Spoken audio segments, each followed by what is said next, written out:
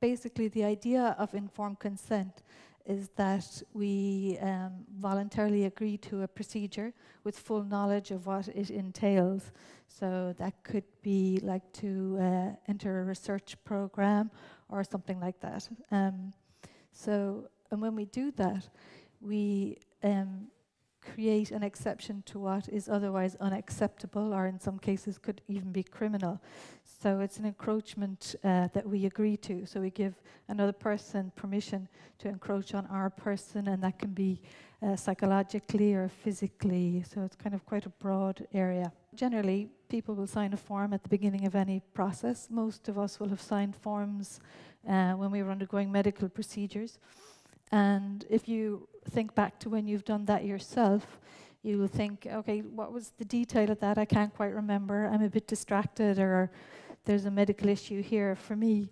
And can anyone remember any details? Just think about it. Then if you move on a little bit and think, well, did they tell me about the risks that were when I was getting my tonsils out? Did someone come in and say, oh, well, you might end up with this problem or that problem? So was that all explained clearly? And did you understand the jargon that was used to explain all this to you? And did you have questions that you kind of stifled? Or did you just feel you couldn't grapple with the jargon enough to engage in those questions? I was doing one interview with someone, and she started to talk about the consequences of her personal relationships in her family after her father had died. And then she just looked at me kind of at the end of the interview, and she said, actually, can you leave that bit out? And I said, yeah, sure, but there was no discussion on what exactly that bit was. And I would say I knew what she meant, and she thought that she knew what I meant also, but it's not addressed. So I think it gets very messy, and I think some of the other speakers have talked about that. Things get a little bit messy when it's the nitty-gritty of informed consent, and you're not quite sure, and the other people aren't quite sure. So, and things are a bit fluid between them. So, and also when you're doing longitudinal research like that, like people still have a right to withdraw at any stage and withdraw their data at any stage. But you will find typically that people don't want to do that, and they think they don't have that right to withdraw data, even though they do. And are you going to remind them? So, I mean, 2 years into data collection, am I going to say to someone, listen, you sound a little bit like you're sick of this, and you can withdraw, and I'm kind of worried they're going to leg it out the door and take their data with them, and my work will be wasted and I won't have anything to analyze. Between being a researcher and being a participant, there are lots of messy tensions there, and it's hard to do it. It's hard to do the right thing all the time. So for psychological researchers in this area, these are some of the techniques that they use to kind of behave ethically when they're gathering data and doing data analysis. So these are the kind of issues you try to keep really to the fore in your thinking. So when somebody says to me in an interview, could you leave that bit out? I'll say, okay, their dignity and privacy, that's the primary objective for me. It's not really my data gathering that's the important thing, or can I publish that little bit because it's really juicy?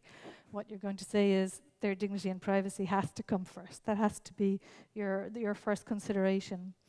And then another technique that people use is empathy.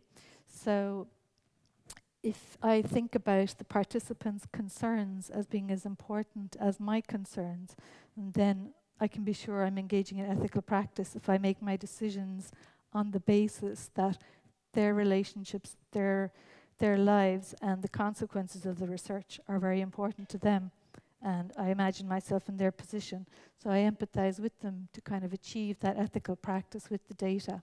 A procedural step at the beginning of any data collection doesn't really adequately address anything. So signing a little form that someone throws in a drawer and forgets about doesn't really work. Informed consent in an ideal world addresses all of these issues that I've been talking about. So as you can see, it'll address messy human interaction and personal relationships that develop. And we'll be dealing with an easy way to refuse informed consent, because like at the outset, people say they feel pressure, they don't know how to do it. So you need that to be really, really easy for them.